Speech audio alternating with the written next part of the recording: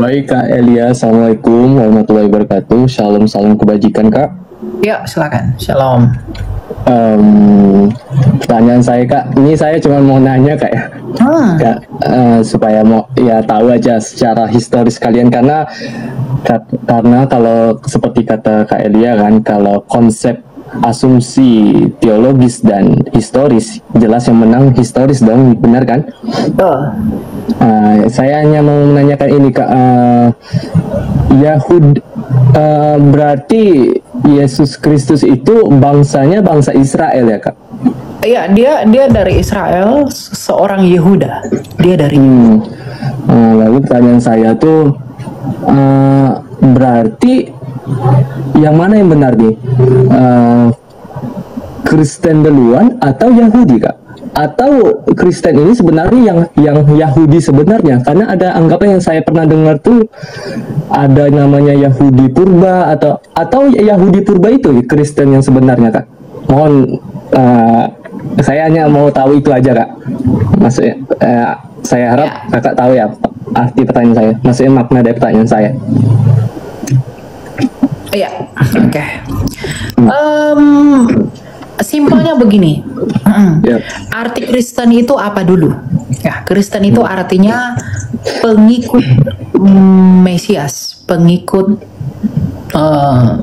Kristus ya. Kristen itu kan Kristianos, yang artinya pengikut Kristus. Nah, gitu. Nah, Yahudi itu apa, Ilya? Yahudi itu iman orang-orang Yahudi, orang-orang Yehuda. Ya, itu hanya beda sedikit saja. Nah, Yahudi itu sebenarnya sebagai bangsa, bangsa lebih ke sukunya mereka, sedangkan keagamaan orang Yahudi adalah Yudaisme. Ya, jadi sebenarnya kamu jangan mempertanyakan Yahudi dan Kristen, bukan, tapi Yudaisme dan Kristen. Nah, apakah Yudaisme adalah Kristen? Tidak. Tapi Kristus adalah seorang Yudaisme. Dia seorang Yahudi, bangsa Yahudi, dan menganut iman Yudaisme. Tetapi bagaimana dengan umat perjanjian lama? Nah, kita lihat perjanjian lama. Apa yang dijanjikan Tuhan kepada Adam dan Hawa? Kita buka ya. Apa yang dijanjikan kepada Adam dan Hawa? Saya buka.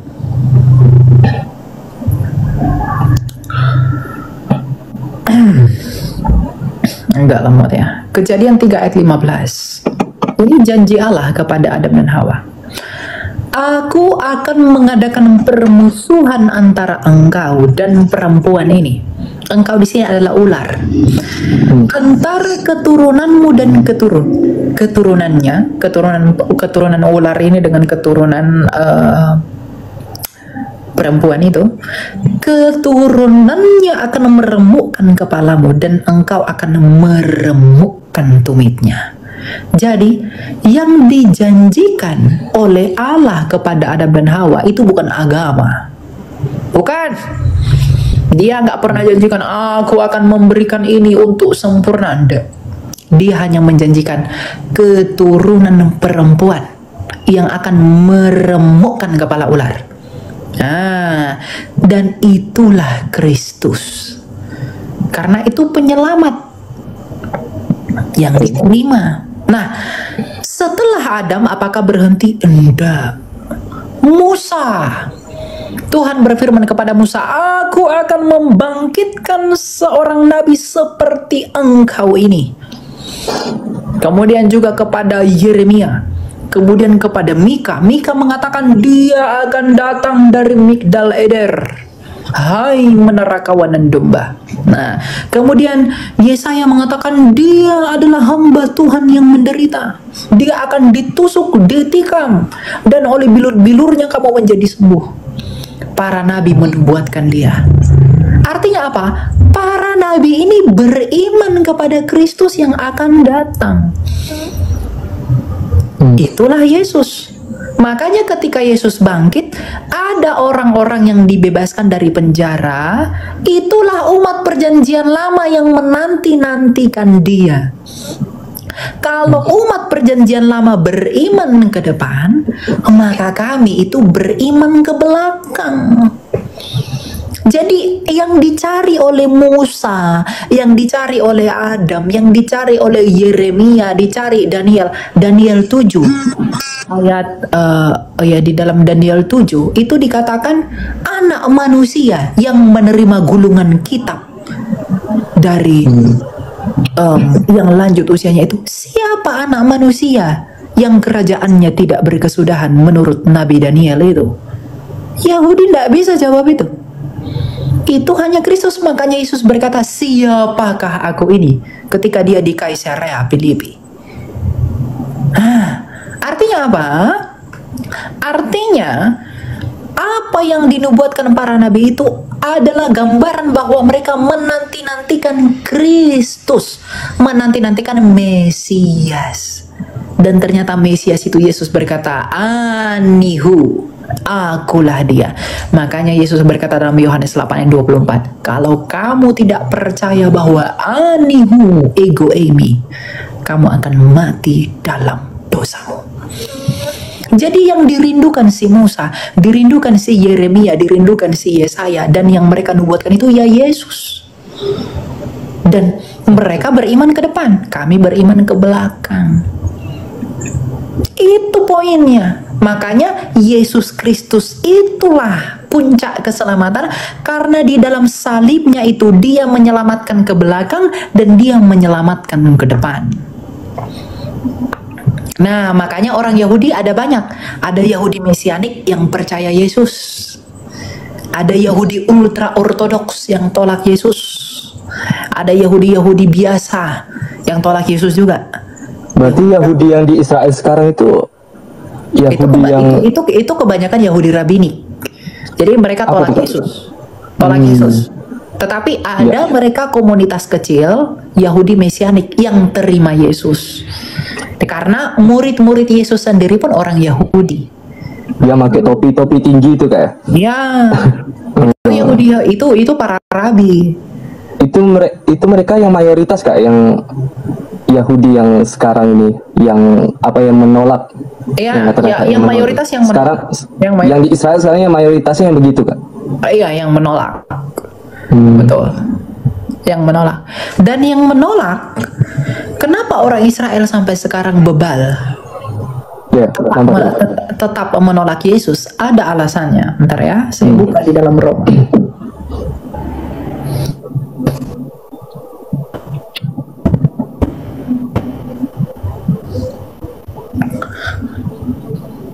Kita buka ayatnya ya.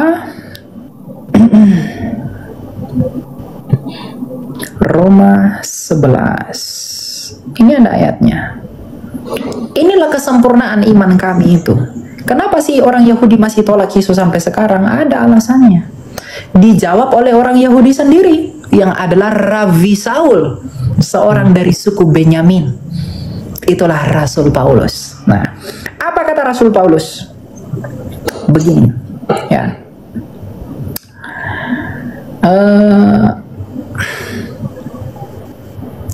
Begini kata Rasul Paulus, sebab jika pelanggaran mereka berarti bagi kekayaan dunia. Mulai dari ayat 11 saya lihat ya. Ini judulnya Israel tersandung, bangsa-bangsa lain selamat. Maka aku bertanya, adakah mereka tersandung dan harus jatuh? Sekali-kali tidak. Tetapi oleh pelanggaran mereka keselamatan telah sampai kepada bangsa-bangsa lain, supaya membuat mereka cemburu. Ayat 12, sebab jika pelanggaran mereka berarti kekayaan bagi dunia dan kekurangan mereka kekayaan bagi bangsa-bangsa lain, terlebih-lebih lagi kesempurnaan mereka. Aku berkata kepada kamu, hai bangsa-bangsa bukan Yahudi, justru karena aku adalah rasul untuk bangsa-bangsa Yahudi, aku menganggap hal itu kemuliaan bagi pelayananku, yaitu kalau aku dapat membagikan cemburu di dalam hati kamu sebangsaku menurut daging dan dapat menyelamatkan beberapa orang dari mereka. Sebab Sebab jika penolakan mereka berarti perdamaian bagi dunia, dapatkah penerimaan mereka mempunyai arti lain daripada hidup dari antara orang mati? Jikalau roti sulung adalah kudus, maka seluruh adonan juga kudus. Dan jikalau akar adalah kudus, maka cabang-cabang juga kudus. Karena itu apabila beberapa cabang telah dipatahkan dan kamu sebagai tunas dia telah dicangkokkan di antaranya dan turut mendapat bagian dalam akar pohon zaitun yang penuh getah, janganlah kamu bermegah terhadap cabang-cabang itu. Artinya, kalau Israel tidak memberontak, tidak melanggar ketentuan Allah, ya, kita tidak dapat bermegah. Karena apa? Ya, karena oleh pelanggaran mereka lah bangsa-bangsa lain selamat. Jadi orang Israel sekarang masih bebal karena masih ada di luar Israel yang belum terima Kristus. Nanti kalau orang di luar Israel sudah menerima Kristus, semua masuk penuh dan genap kepada Kristus, barulah Israel akan bertobat. Disitulah kesudahannya. Jadi kenapa? Berarti oleh sebab itu makanya propet-propet ini banyak diturunkan di daerah situ, Kak, ya? Karena mereka tuh selain bangsa pilihan dan juga bangsanya tuh banyak perlu diperbaikin gitu sama orang-orang penting atau propet-propet. Bukan. Gimana tuh, Kak? Kenapa nabi itu hanya dari bangsa Israel? Iya, itu, Kak. Karena keselamatan itu hanya datang dari bangsa Yahudi. Mazmur 147 ayat 19 sampai 20. Tuhan berkata, Ia hanya memberikan hukum-hukumnya bagi bangsa Israel, dan kepada bangsa-bangsa lain Ia tidak berbuat demikian. Makanya mohon maaf, makanya kami tidak menerima nabi dari umat muslim sebagai nabi, karena dia bukan dari Israel. Dan dia bukan keturunan Israel yang meneruskan janji Mesias dan kenabian. Nah, itu yang membuat kami menolak. Bukan karena iri dengki bla bla bla, enggak, tapi karena memang di luar perjanjian itu. Karena yang dijanjikan Tuhan adalah dalam Kejadian 17, itu perjanjian kekal bersama dengan keturunan Abraham melalui Ishak dan Yakub, dan Yakub inilah Israel. Makanya dikatakan Allahnya Abraham, Ishak dan Yakub. Gitu. Ya. Baik. Terima kasih, Kak. Ya, ada lagi yang mau bertanya? Ya. Mengenai ini juga, Kak, mengenai ikonografi ya, kayak penggambaran secara warna tentang Tuhan Yesus itu, Kak, Tuhannya Kakak. Di penggambaran itu kan saya lihat dia memegang buku ya, Kak. Jadi di dalam penerjemahan buku itu dia memegang buku kehidupan. Buku kehidupan itu Injil kah atau ada makna lain, Kak? Itu kitab kehidupan. Ntar ya saya buka ya. Kitab kehidupan itu ada di sini. Kehidupan itu Injil atau bukan Yesusnya sendiri itu yang Injil, Kak? Dalam penggambaran itu kan di tiap penggambaran itu ada makna-maknanya, mengapa dia pakai warna ini, warna itu gitu, Kak? Iya. Itu biasanya dipakai oleh teman-teman dari Ortodoks ya. Tapi mengenai kitab kehidupan, ntar ya. Mengenai kitab kehidupan itu adalah orang-orang yang percaya kepada Yesus, maka mereka ada di dalam kitab kehidupan itu. Sedangkan coba kita lihat Wahyu 20 ayat 15. Dan setiap orang yang tidak ditemukan namanya tertulis di dalam kitab kehidupan itu, ia dilemparkan ke dalam lautan api itu. Kitab di sini bukan berarti sungguh-sungguh kitab dengan kertas, tapi kitab kehidupan di sana merujuk kepada pengetahuan Tuhan mengenai siapa saja yang percaya. Nah, dan orang yang tidak ada namanya dalam kitab kehidupan adalah mereka-mereka yang menolak Kristus, yang menolak anugerah. Sedangkan mereka yang namanya di dalam kitab kehidupan itu adalah mereka yang menerima anugerah Tuhan di dalam Yesus. Jadi kalau kita percaya Yesus, ya kita ada dalam kitab kehidupan itu. Tapi kalau kita tidak percaya Yesus, maka kita akan dilemparkan ke dalam lautan api. Nah, jadi Yesus itu bukan kitab kehidupan. Yesus itu adalah sumber kehidupan. Tetapi Yesus itu adalah Injil. Jadi bedakan Injil. Injil itu bukan kitab, bro. Bedakan Injil, bedakan kitab Injil. Injil sendiri adalah Yesus. Karena arti Injil adalah Evangelion, itu kabar baik. Dan kabar baik itu sendiri ya Yesus. Nah, kitab kehidupan itu datang dari kabar baik itu. Jadi kehidupan dan kitab kehidupan itu adalah buahnya Kristus sebagai sang Injil. Makanya Tuhan Yesus berkata, akulah kebangkitan dan hidup. Karena dialah sumber hidup, mata air yang baru, pembaharuan Adam yang kedua. Gitu.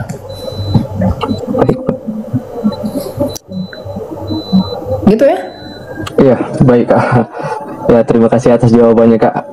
Assalamualaikum. Yesus menggenapi nubuat perjanjian lama tentang hamba Tuhan yang menderita, seperti dalam Yesaya pasal 53, yang menggambarkan Mesias sebagai seseorang yang akan menderita demi dosa umat manusia. Namun, banyak orang Yahudi tidak mengaitkan nubuat ini dengan Mesias. 1 Korintus 1 ayat 23 menjelaskan bahwa penyaliban Kristus menjadi batu sandungan bagi orang Yahudi. Mereka tidak dapat menerima gagasan bahwa Mesias, yang diharapkan sebagai pahlawan dan raja, justru disalibkan seperti penjahat. Yesus sering mengkritik praktik agama yang dilakukan oleh para pemimpin Yahudi pada waktu itu, seperti orang Farisi dan ahli Taurat. Ia menekankan kasih, keadilan, dan hubungan pribadi dengan Allah di atas hukum yang legalistik. Matius 23 ayat 23, Yesus mengecam para pemimpin agama yang mengabaikan keadilan dan belas kasihan dan kesetiaan. Hal ini membuat para pemimpin agama merasa terancam dan menolak Yesus sebagai Mesias yang mereka nantikan. Semoga penjelasan bermanfaat menambah wawasan pengetahuan sahabat semua. Tuhan Yesus memberkati.